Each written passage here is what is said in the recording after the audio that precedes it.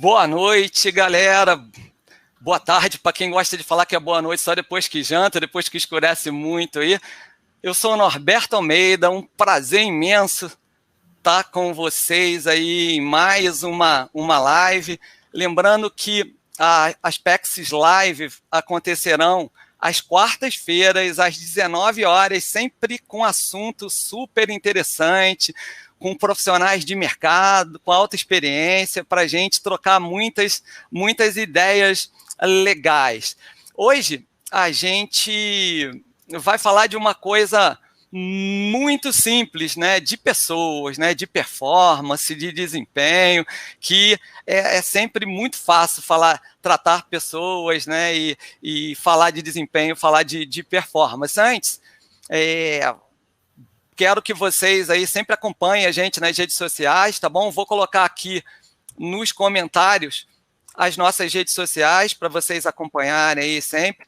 E vou chamar aí agora comigo meu grande brother aí, Luiz Fernando Torres. E aí, brother, prazer imenso aí.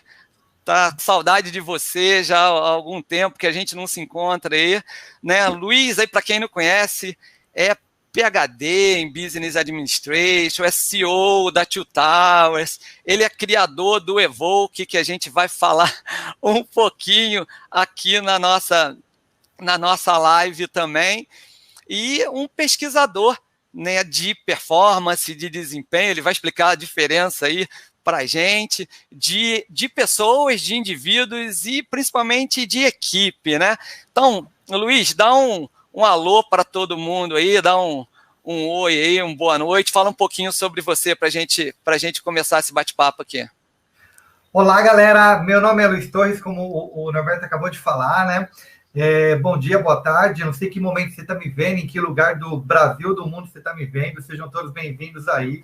É um prazer enorme estar falando com o Norberto, mas antes de eu me apresentar, eu acho uma coisa curiosa, né, e bem legal, falar da onde surge minha relação com o Norberto, né? Talvez nem ele, que está hoje conversando comigo aqui ao vivo, lembre disso.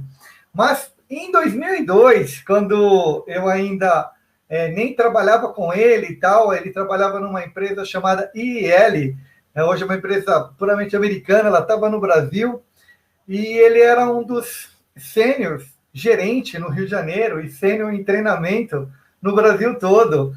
E um lance bem legal, eu fui dar um treinamento numa empresa chamada Siemens, na época, um treinamento de PMP, e um lance bem legal foi quando eu fui dar o treinamento. Eu não ia vê-lo, e era um treinamento engraçado, porque ele não podia dar todos os dias, que a agenda do Norberto nessa época era uma agenda bem maluca, como se hoje fosse fácil. E a pessoa que era o chefe nessa época do IEL aqui no Brasil me deu a seguinte instrução.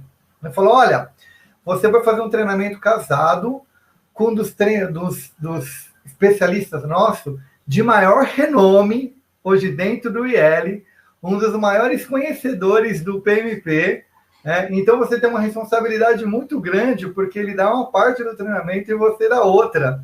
E eu nem sabia quem era o Norberto, né?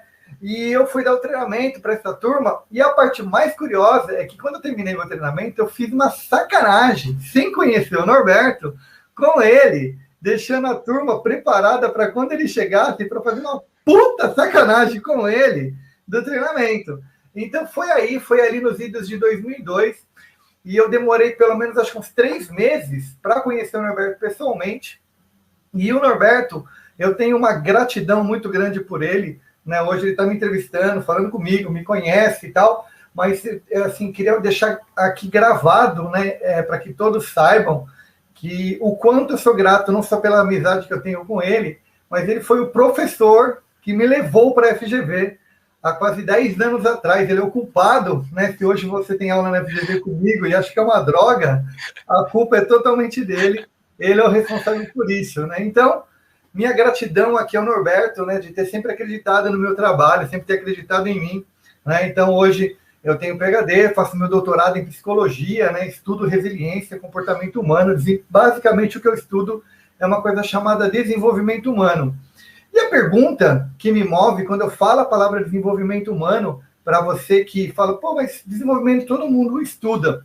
mas estuda uma coisa diferente no desenvolvimento humano, que é o seguinte: por que pessoas que são muito boas, ou pessoas que já estão em um determinado momento da sua carreira, ainda continuam se desenvolvendo? Vamos dar exemplos assim, né? Como o Michael Jordan, lá no final da carreira dele, ele vai jogar beisebol, volta e continua no basquete. Como pessoas como Warren Buffett, né, com 82 anos hoje, ainda continua se dedicando 16 horas por dia. Como Bill Gates trabalha, né, com quase 70 anos, Bill Gates se dedica 16, 18 horas por dia, e ele estuda. Não é que ele tem a fundação, ele continua estudando, lendo, escrevendo. O que essas pessoas têm de diferencial? E por que outras pessoas que estão chegando hoje no mercado criam 2, 3, 4, 5, 6 startups, 8 startups? Porque o cara sai de uma startup, cria a startup dele, vira um unicórnio, ele vende essa startup e cria uma outra, ou outras do zero, ou ajuda outras pessoas a criar startup. O que move essas pessoas? E aí eu penso o seguinte: se eu descobrir o que move essas pessoas, será que isso é possível de ser duplicado? Outras pessoas podem aprender? Se eu souber que existem características específicas nessas pessoas, essas características são duplicáveis, essas pessoas podem aprender, outras pessoas podem aprender isso. Eu posso reconhecer essa habilidade ou essa competência ela pode passar de uma pessoa para outra, ela pode ser ensinada, ela pode ser aprendida. Então é isso que eu estudo, é isso que eu pesquiso. Comecei com resiliência em 2008, né? Estamos em 2021, então ali eu comecei a estudar resiliência, terminei meu mestrado, fui para o PhD, saí do PhD, fui para o doutorado e estou hoje, né, no meu 3º ano de doutorado falando de performance. Então, isso é um pouco aí do que eu faço. Trabalho com inovação, basicamente hoje todo o meu foco é desenvolvimento humano e inovação, são as duas coisas que eu atuo. Legal, Luiz.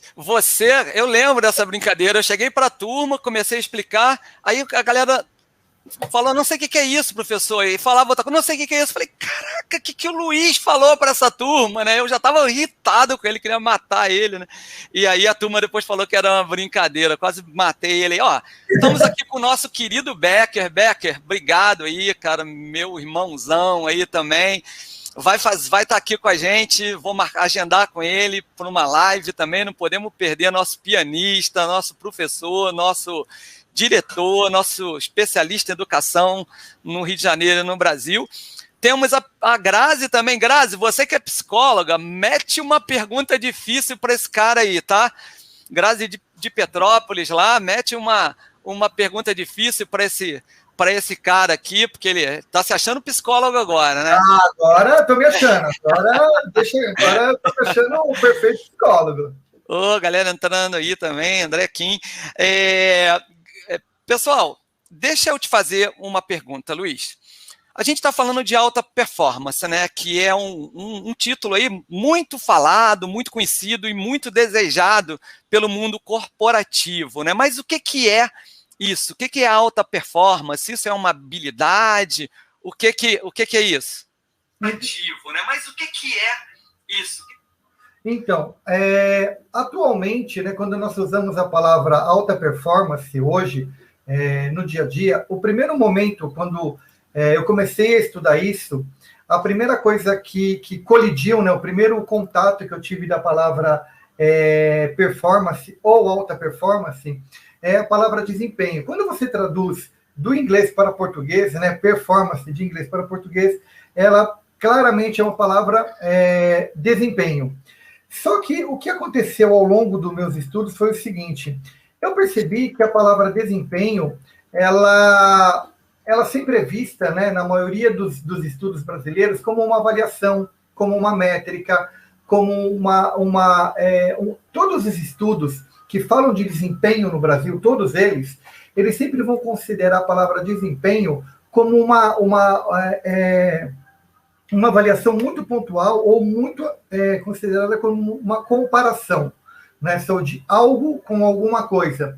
E os estudos, todos eles que eu estou falando, eles começam ali, né, na década de 40, Se você pegar o MTBI, se você pegar o DISC, se você pegar o SDI, se você pegar todos esses estudos, eles começam sempre entre década de 40 e década de 50 e são válidos até hoje. O que tem de curioso em todos esses estudos? A gente sempre está considerando alguns eventos como Revolução Industrial e gestão 1.0 e gestão 2.0. Só que, no meu entendimento, o mundo mudou. E hoje, quando você analisa principalmente, né, essa geração X, geração Y, geração Z, geração K, geração qualquer nome que você for dar, você não consegue analisar essas pessoas com variáveis simples. Né? Você não pode simplesmente colocar uma métrica, por exemplo, se você pegar a geração Z e colocar algo muito difícil para ele, ele não alcança. Se você colocar muito alto, muito baixo, ele não se motiva.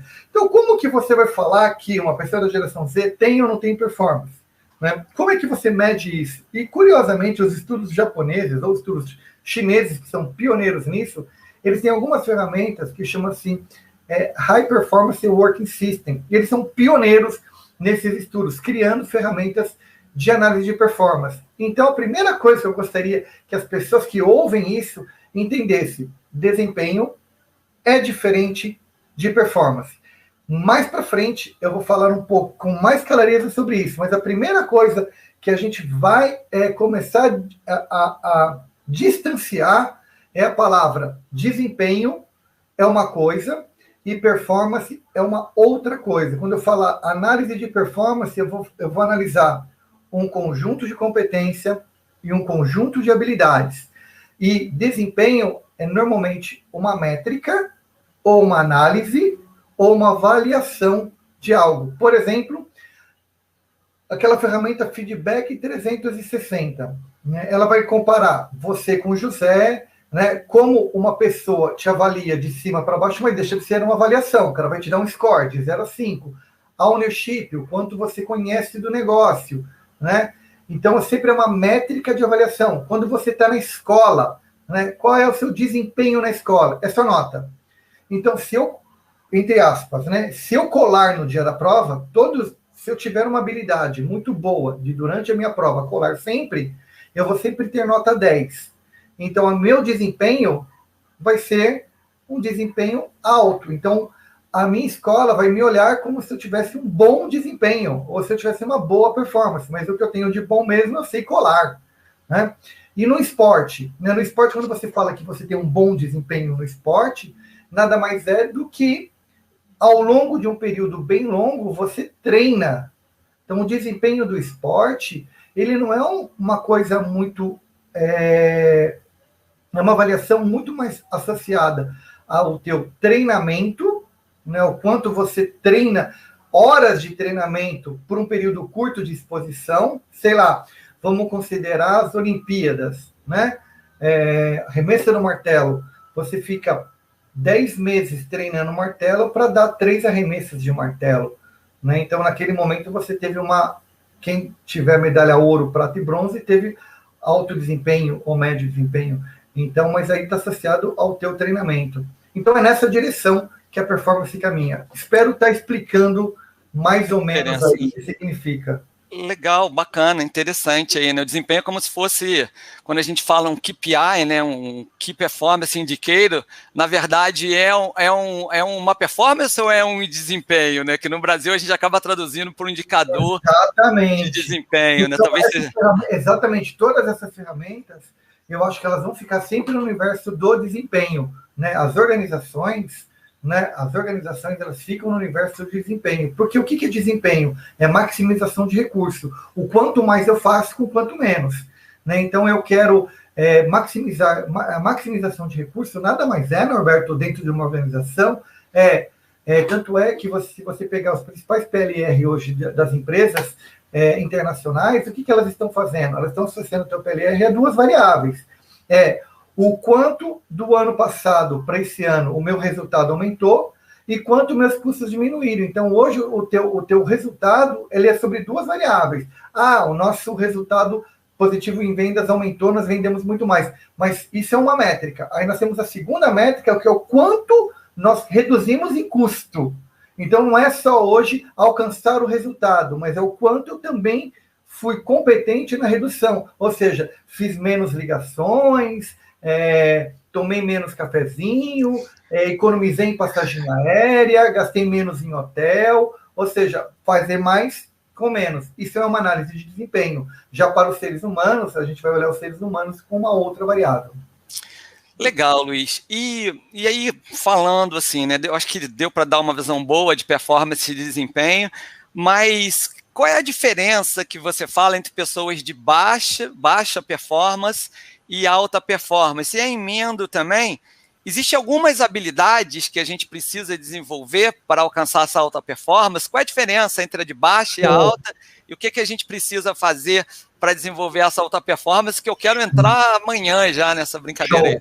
Show. Primeiro, Norberto, eu quero deixar bem claro, né, para todas as pessoas que estão ouvindo a gente, né, e vão ouvir a gente, que assim, o meu estudo nesse aspecto é um estudo inovador, tá? Eu estou me apoiando em autores que começam a falar disso a partir de 2005. Então, algumas coisas do que você vai ouvir de mim são coisas diferentes, tá? Não são coisas assim que você está costumeiramente, né, quando você ouve determinados autores falando. Por exemplo, só abrindo um parênteses antes de responder a pergunta do Norberto, assim, se você hoje pegar um livro muito famoso, né, chamado Poder e Alta Performance, ele vai colocar 5 ou 6 pilares, falando família, sucesso, dinheiro e tal, colocar você num gráfico aranha, né, e quanto que você tem de cada uma dessas coisas, ele vai falar que isso é alta performance.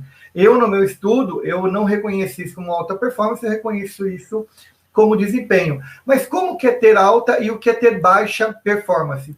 Então, eu distribuí, eu comecei meu estudo com 32 variáveis, né? No primeiro momento, ele tinha 32 variáveis, depois ele foi para 40 variáveis, e depois baixou um pouquinho, e hoje eu trabalho com 12 variáveis.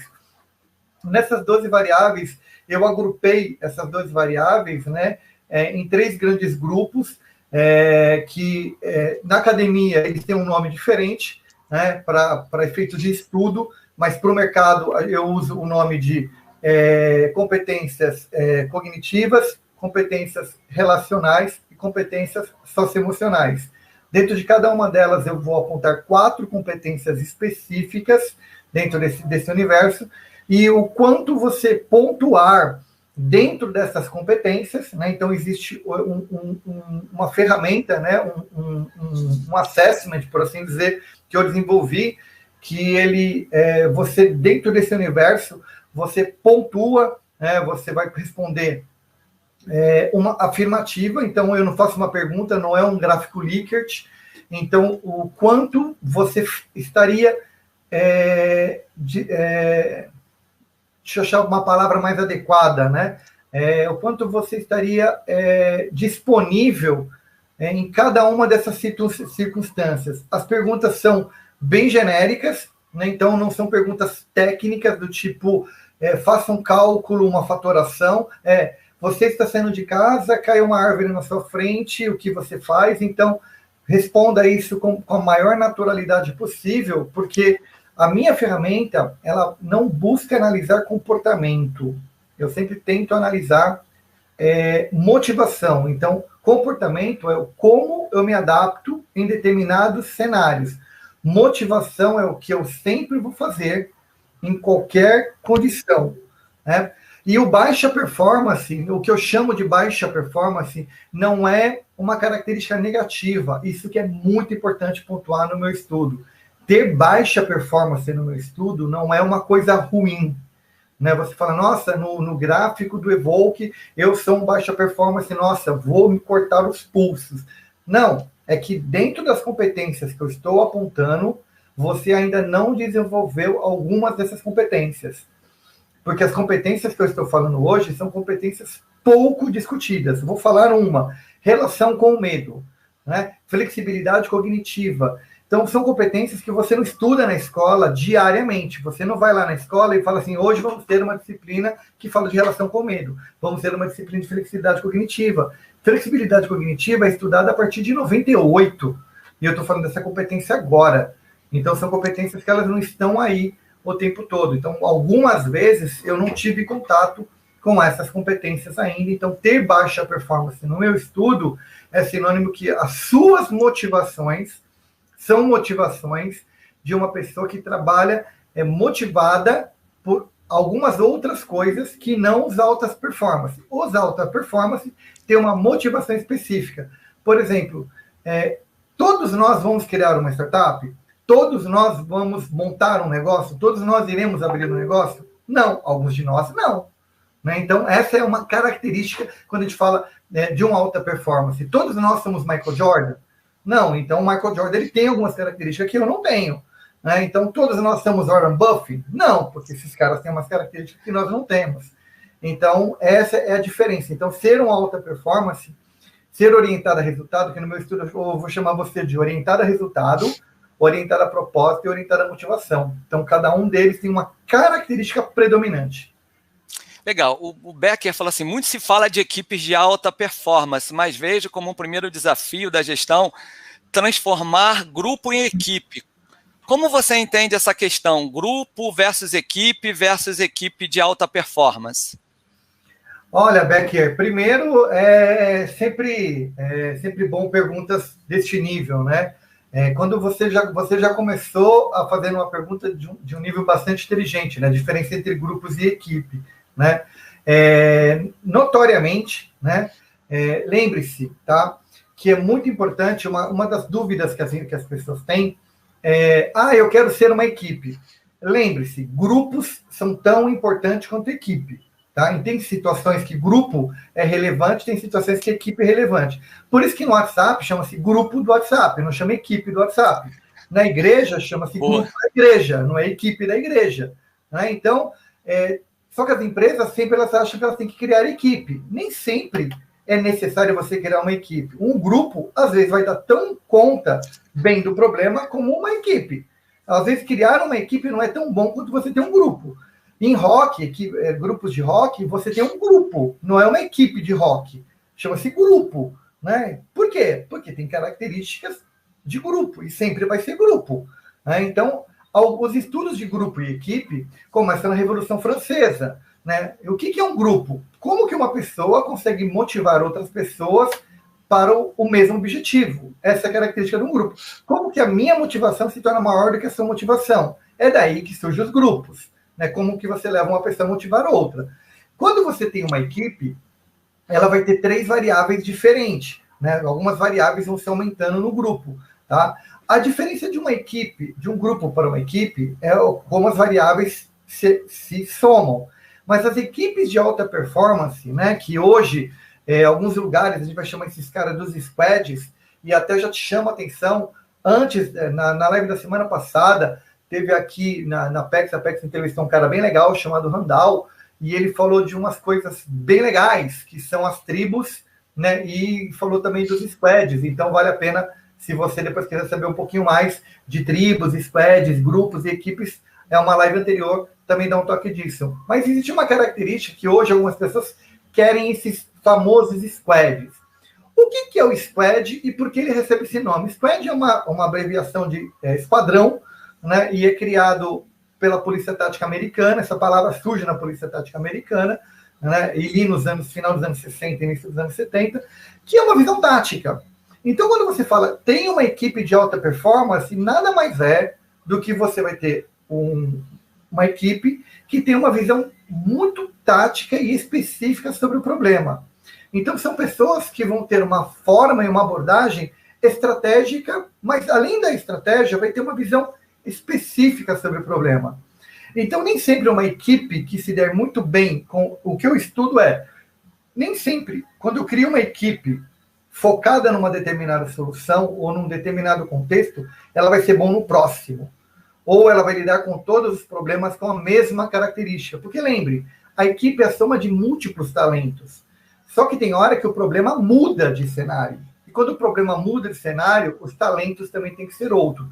Mas, basicamente, a diferença entre grupos e equipe é como determinadas variáveis são associadas. Como se criam os vínculos, né? Como se criam as responsabilidades, como se criam os objetivos.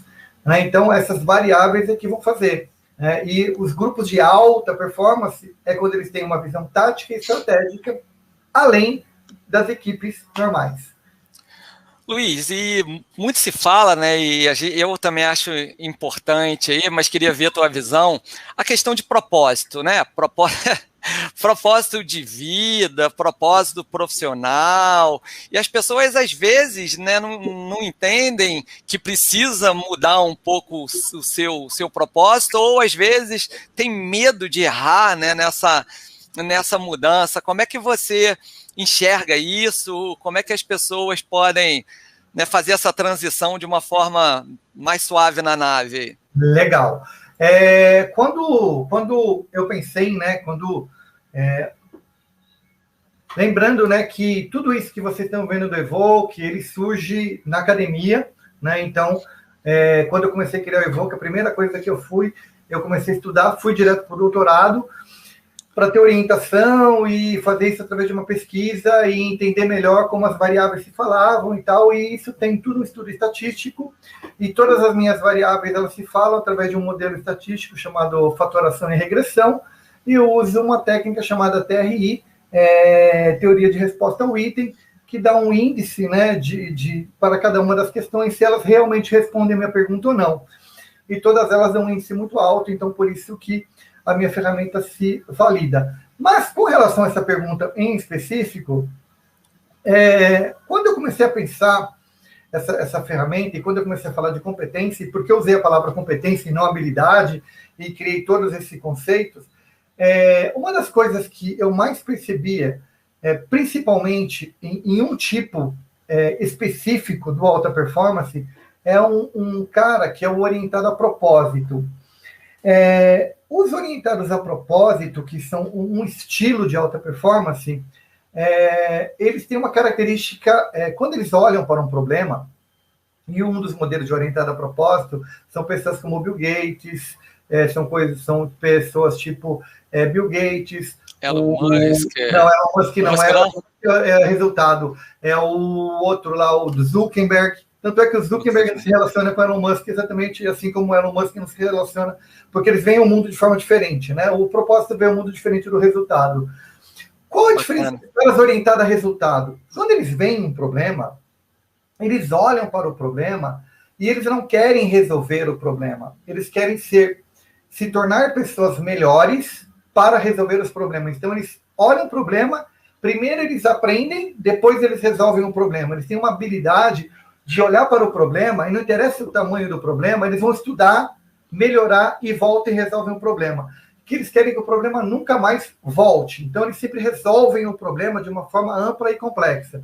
Se vocês tiverem um tempo, né, cada um que está me assistindo aqui, para ver como isso é maluco, o Bill Gates, quando ele tinha mais ou menos 17 anos, por aí, ele resolveu um problema na universidade dele chamado teoria das restrições.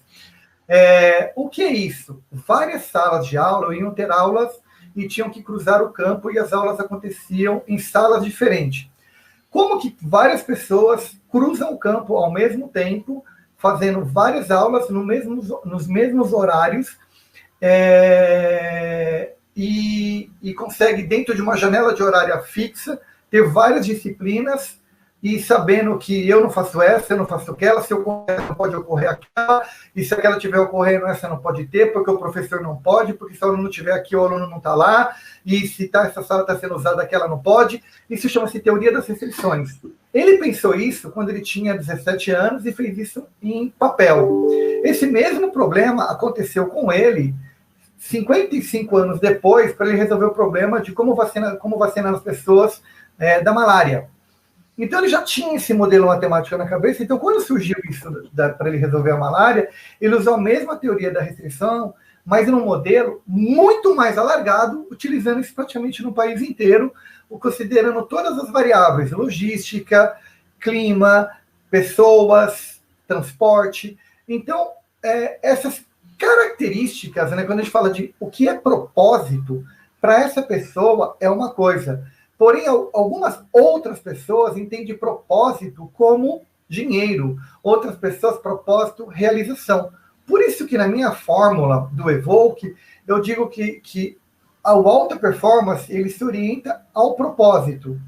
E seja qual for o propósito dele. Algumas pessoas, o propósito dela é o sucesso. E para mim, sucesso é ficar rico. Para o Norberto, é ter notoriedade. Para você, é ter reconhecimento. Para outra pessoa, é ter dinheiro. Para uma pessoa, propósito é ter sua casa, seu carro. Para outra pessoa, é sua família estar bem. Então, para cada um é uma coisa. E as minhas competências, elas se alinham a isso.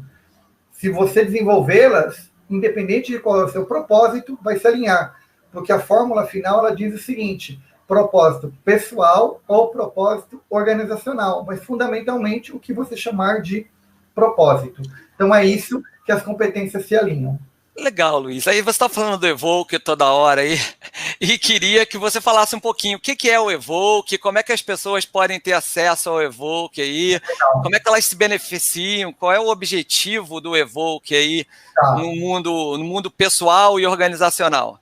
Tá legal. Ele tem esse nome, tá, galera? Evoke, né? Porque, até para contar para vocês um pouco rapidamente a história, né? Ele já teve 335 nomes, né? Ele começou como Inception no passado.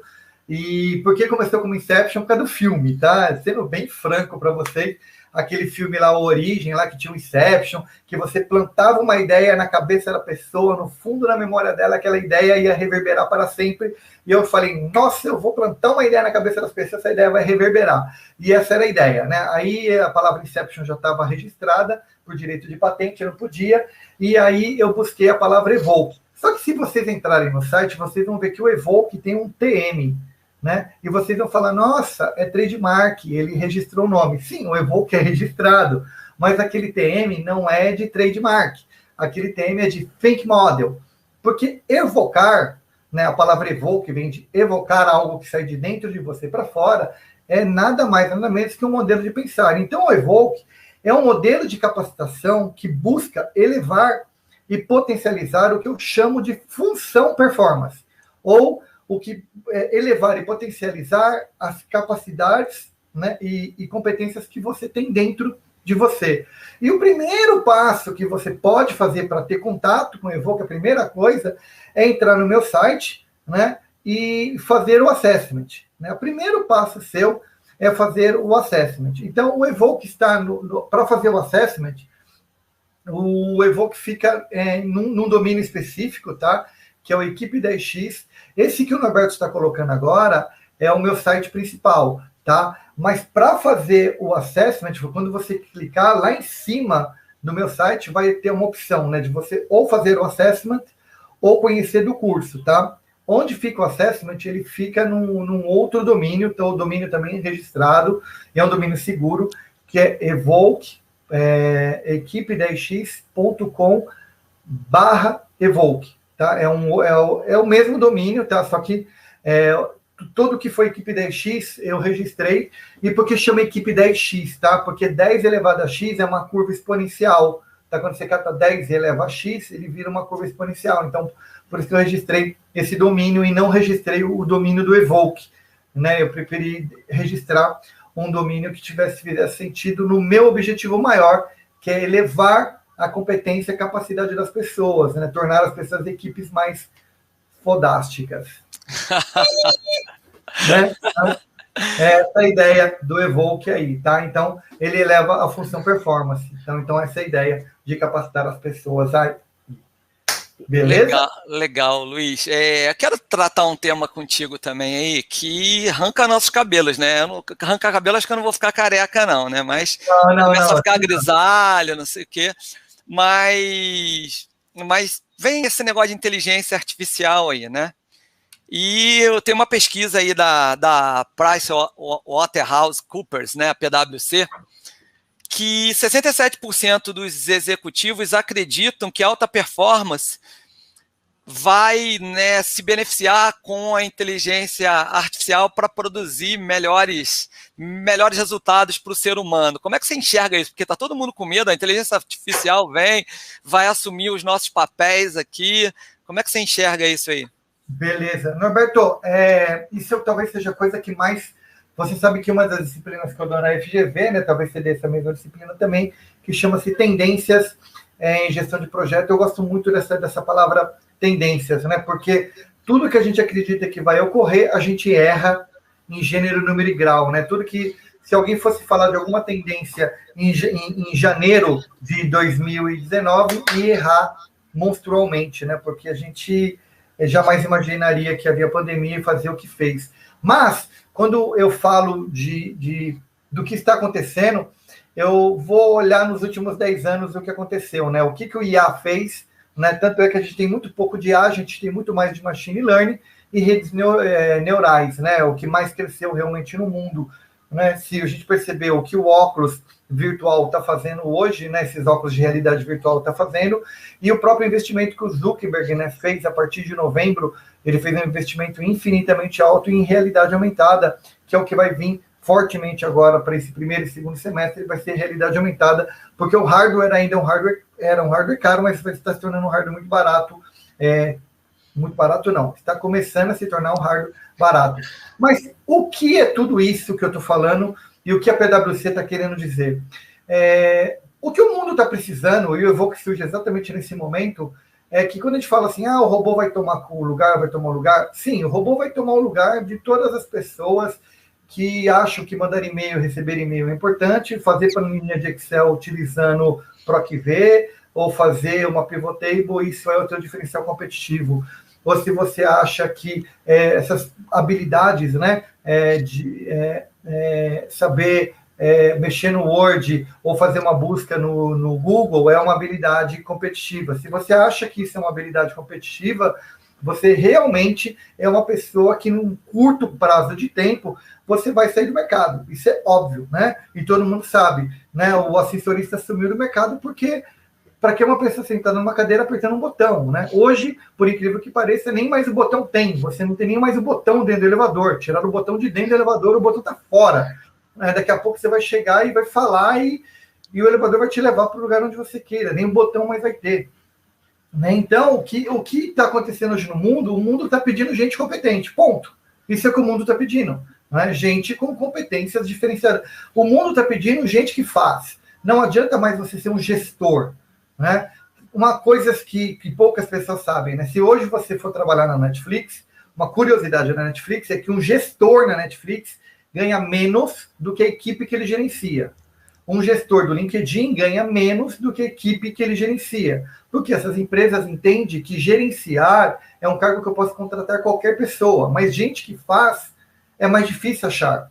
Então, pensa bem, né? Hoje, quando você quer procurar alguém para fazer uma configuração em Python, você quer procurar um desenvolvedor, você quer procurar alguma coisa, você que é um empreendedor que está me ouvindo, né? Você que é uma diretora de RH, você que é um gestor, toda vez que você precisa de um recurso para realmente fazer algo, construir algo dentro da sua empresa, desenvolver alguma coisa, você vê o grau de dificuldade que é para você encontrar esse profissional.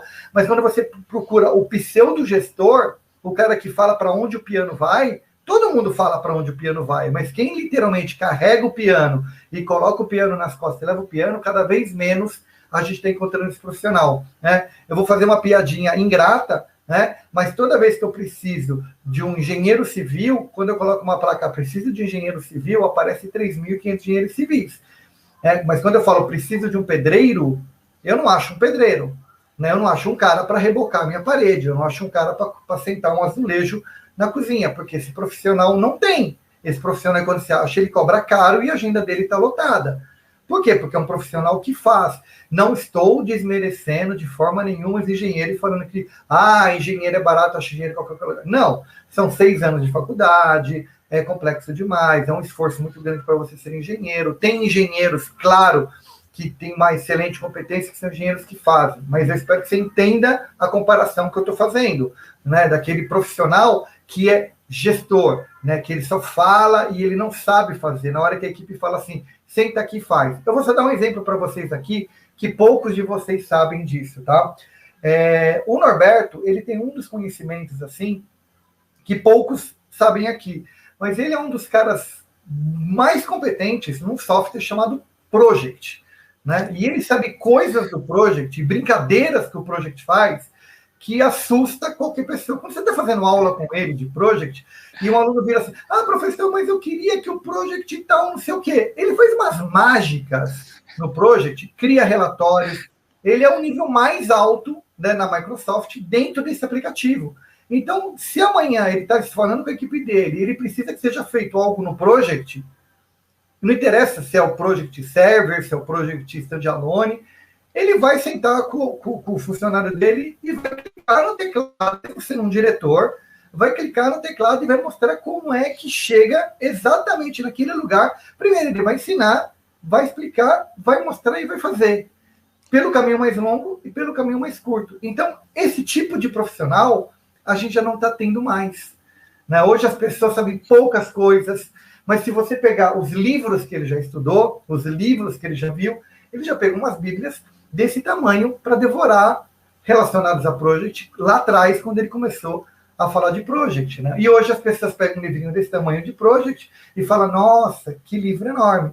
Então, esse que é o grande problema. Né? Então, quando eu falo do Evoke, eu vou falar de pensamento crítico, eu vou falar de complexidade, eu vou falar de flexibilidade cognitiva, né? Eu vou falar de competências que vão exatamente bater aí nessas habilidades. E se você tem essas habilidades, você tem porque você desenvolveu.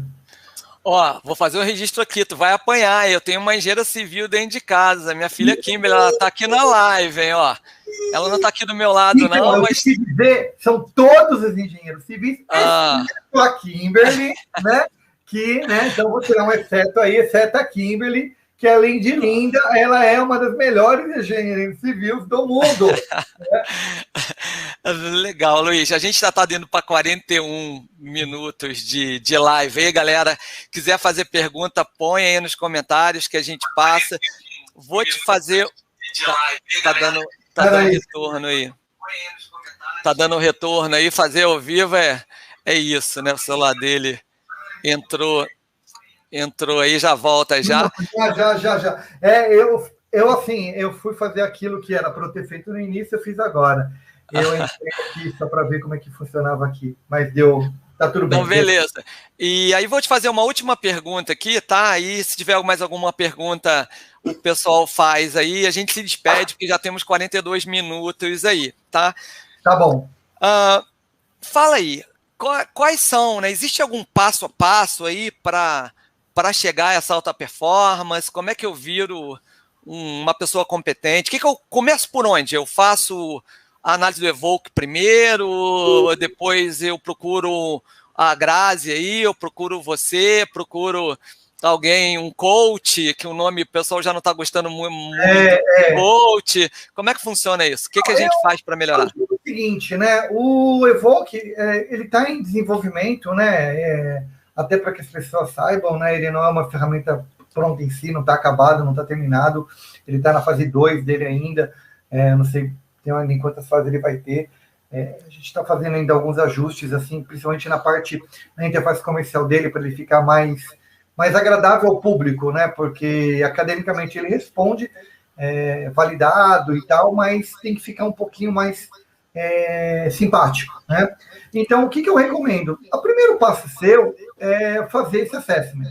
Dentro do assessment, eu já vou te dizer algumas coisas no assessment, que habilidades você tem e que competências você tem e que competências você precisa desenvolver. Isso já vai sair gratuitamente, simplesmente, por enquanto estou no meu processo de doutorado, eu estou usando essa ferramenta, ela está gratuita na internet. Tá? Vou dando passo a passo aqui, estou escrevendo aqui ao vivo, não combinei nada contigo.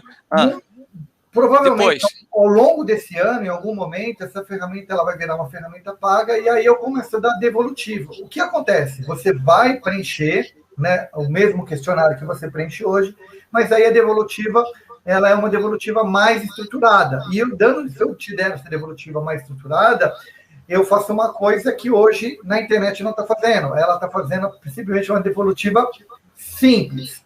Tá? Você vai ter ali umas 20, 30 linhas te explicando o teu perfil genérico. E quando eu faço a devolutiva detalhada, já são 3, 4 páginas explicando sobre as três dimensões. E aí eu te explicando cada uma delas, aí você tem 2 caminhos, né? Buscar desenvolver essas competências em alguma instituição, alguma coisa assim, ou você buscar... Com base no resultado. Então, o segundo passo, com base nos resultados... Você buscar... Base nos resultados do Evoke. Tá? Você buscar... bem parecido com o que você, quando você pensa, eu fiz uma ferramenta DISC. O que você faz após o DISC? Você faz o DISC te dá a devolutiva. Você faz o MTBI, ele te dá a devolutiva. Considerando que o MTBI, quando ele te dá a devolutiva, você não tem muito o que fazer com a devolutiva do MTBI, especificamente. Ele está te dando uma fotografia do teu perfil. O DISC até te dá algumas opções de você desenvolver... Tem duas perguntas aqui, botei uma... Tá, essa pergunta é meu calcanhar de Aquiles, tá, Gi? Talvez a pergunta que todos os meus alunos no mestrado fazem, porque, galera, eu estou numa cadeira, lembre-se, eu sou administrador e estou numa cadeira de psicólogos, né? Então, todo mundo bate com muita força com essa pergunta em cima de mim. Então, todo mundo que é psicólogo vem com muita força em cima de mim com essa questão. Eu acho uma das questões mais inteligentes, né, para se colocar. Gidurão, a diferença clássica, tá? Tanto MTBI como DISC, eles são ferramentas baseadas em comportamento, tá? A Myers, quando ela desenvolveu essa ferramenta dela, né, ali na década de 60, todos os estudos de Myers foram analisados, né? O estudo dela é um estudo longitudinal e longo, mas ela olha fundamentalmente a Primeira e a Segunda Guerra e o comportamento das pessoas nesse momento, tá? Então, quando ela cria todos os perfis que ela fala, se você observar muito claramente e esquecer o cenário, você vai ver que ela está analisando um cenário caótico e um modelo bem específico de estilo de pessoas. Tanto é que se você traduzir muito para os perfis de hoje, as 16 personalidades que eles apontam, algumas delas já entram em dissonância com a sociedade de hoje, mostrando a ausência de alguns tipos e estilos de personalidade. O DISC, por sua vez, né, ele vai fazer um outro tipo de análise também comportamental, né, já sendo um pouco mais novo e pegando base, né, o que ele faz? Ele vai pegar o que Briers já tinha feito e vai dar uma reduzida no estudo dela, vou chamar de uma compilada de uma forma bem inteligente, e adicionar algumas outras variáveis comportamentais que até então ela não analisava. Mas ambos são comportamentais. O Evoke, ele segue a mesma linha que o SDI segue. Ele analisa motivação, tá? Então, eu vou fazer uma comparação bem simples. Imagina que você tem um barco, tá? Comportamento é um barco. Então, conforme vem a maré, o barco fica andando para qualquer lugar. Motivação é uma âncora, tá? Então, tá preso aqui. Não interessa para onde o barco vai, o teu comportamento for, a âncora sempre está presa. Então, o Evoke é a âncora, MTBI diz que é um barco. Eles vão sempre navegar conforme o cenário. E aí tem uma pergunta show aqui. A Larissa tem 21 anos e quer saber como é que o Evoke pode ajudar. Legal, Lari. Pergunta bem legal. Essa pergunta também, eu gosto muito dessa pergunta. Lari, você está no início da sua carreira desenvolvendo essas principais competências. O mundo precisa de pessoas exatamente como você. Você é uma pessoa que hoje está se desenvolvendo, né? E amanhã ou depois, o mercado está buscando exatamente pessoas com o teu perfil. Então, muitas competências que algumas empresas hoje estão falando, se a gente pegar o Fórum Internacional já está dizendo, né, o Fórum Internacional de 2018, já estava dizendo que uma série de competências já estão em dissonância, já estão fora, né, do universo que muitas universidades ainda têm, né, na sua ementa como disciplinas fundamentais ali na sua ementa. Então, o que adianta você investir numa universidade, né, e já sair no mercado desatualizada?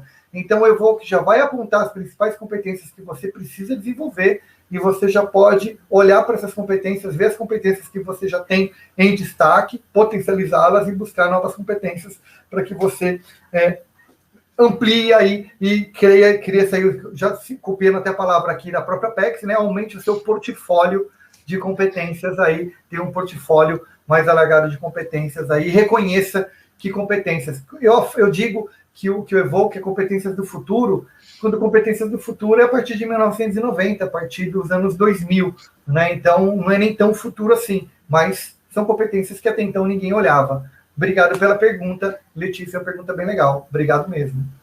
Legal, Luiz. A gente está com 50 minutos aí. Eu acho que está na hora da gente falar a mensagem final para a galera aí. Eu quero te agradecer muito, quero agradecer a presença de vocês que estão ao vivo, quem estiver assistindo gravado.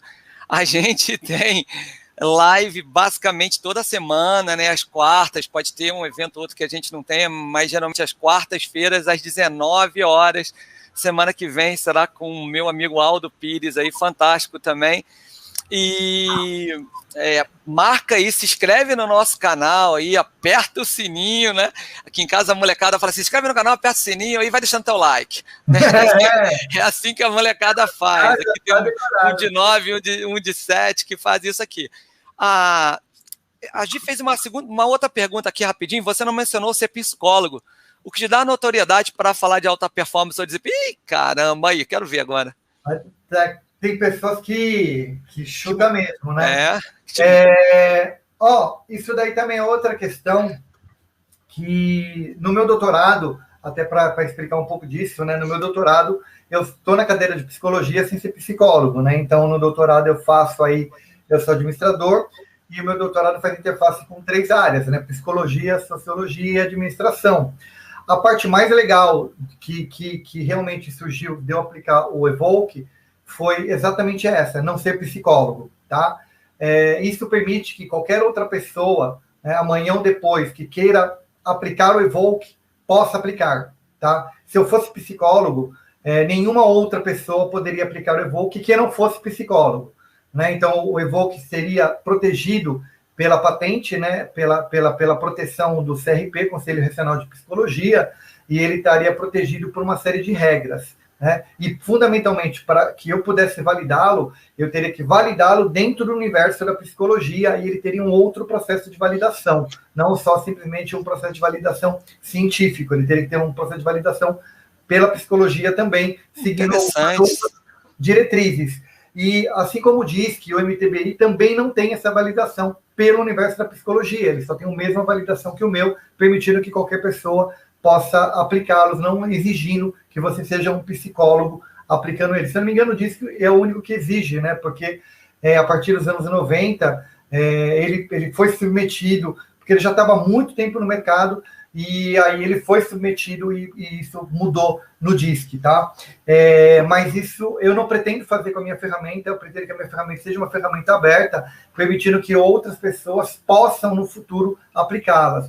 Porque como a minha ferramenta vai estar voltada ao desenvolvimento humano, eu não queria restringi-la a nenhum universo. Mas óbvio também que eu não tinha nem como fazer essa restrição, uma vez que eu não tenho essa cadeira, né? Então é importante, essa pergunta ela é bem relevante mesmo, porque explica um pouquinho de como funciona a aplicação das ferramentas, né? Então, algumas ferramentas elas só podem ser aplicadas por psicólogos e outras ferramentas são de cunho aberto, qualquer pessoa pode aplicá-la, tá? Então, o Evoke, no futuro, vai ser uma ferramenta que qualquer pessoa pode ir lá, aplicar e dar a devolutiva. Não vai ser só o Luiz Fernando no mundo dando devolutiva ou só um psicólogo dando devolutiva do Evoke.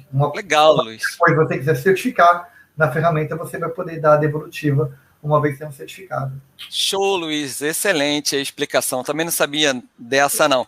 Cara, legal. Queria te pedir aí, te agradecer mais uma vez, pedir uma palavra final aí, o que você deixa de recado para todo mundo, o que você diria? Eu diria o seguinte, galera, mais do que nunca o mundo precisa de pessoas melhores e pessoas mais capacitadas, né? E dizer para vocês que se existe uma coisa que a gente pode investir em nós mesmos, né? Não adianta, você pode investir em negócio, investir em empresas, investir em uma série de coisas, mas talvez de uma forma ou de outra, isso talvez no tempo, né? Isso é um pouco etéreo e pode acabar desaparecendo, né? Mas quando você, investe em capacitação, investe no seu desenvolvimento, em se tornar uma pessoa melhor, isso realmente fica para a posteridade e você acaba compartilhando isso com outras pessoas. Uma das coisas que eu sempre tento fazer é, cada dia que passa na minha carreira e na minha vida, me tornar uma pessoa um pouco melhor. Ainda estou muito longe de chegar em algum lugar. Ainda bem que tu sabe que tu tem que, né? Melhorar muito a vida. Mas o que eu digo é isso, eu sempre estou nesse caminho, é um caminho que eu estou, né? Não é um caminho que eu cheguei, né? Até mesmo pela minha religião. né? Não é um caminho que eu sempre estou perseguindo. Às vezes erro, às vezes tropeço, às vezes dois passos para trás, mas é um caminho que eu persigo. E muito mais, né? Hoje, talvez a gente, por conta da pandemia, por conta do momento político, por causa do momento econômico e por causa do momento que a gente está num momento de muito julgamento e pouca tolerância. Talvez seja um momento de a gente aprender um pouco mais e entender um pouco mais, não as outras pessoas, mas entender um pouco mais a gente. Tá? E o Evoque é uma ferramenta que te ajuda, pelo menos, a você se compreender um pouquinho mais. Então, meu beijo a cada um de vocês. Espero do fundo do coração que vocês tenham muito sucesso, que a gente consiga passar por essa pandemia e sair muito melhor no final dessa pandemia, como pessoas, como humanos, e cada um de vocês aí, espero que esteja muito bem e fique cada dia que passa muito melhor. E a você, Norberto, gratidão por essa oportunidade, não só por essa oportunidade, mas eu queria ter uma gratidão muito grande por você ser meu amigo, por você ser essa pessoa fantástica e por você ter me ensinado muito na minha carreira profissional. Você é culpado também pelo meu PhD, né? Eu vou com PhD. Então, obrigado por isso aí, obrigado por essa oportunidade e por você ser um grande amigo, uma pessoa que eu admiro muito, né? Profissionalmente, pessoalmente eu te acho um tralha, mas profissionalmente eu te acho uma das pessoas mais competentes aí, né? No universo aí daquilo que você se propõe a fazer. Sucesso na sua carreira, hoje e sempre, e um beijo no coração de todos. Irmão, obrigado aí, cara. Você falou que a gente sempre tem que melhorar mesmo. Eu também aprendo a cada dia, aprendi muito contigo. Sou muito grato de ser teu amigo aí, de estar no caminho junto, já fizemos muita coisa junto aí.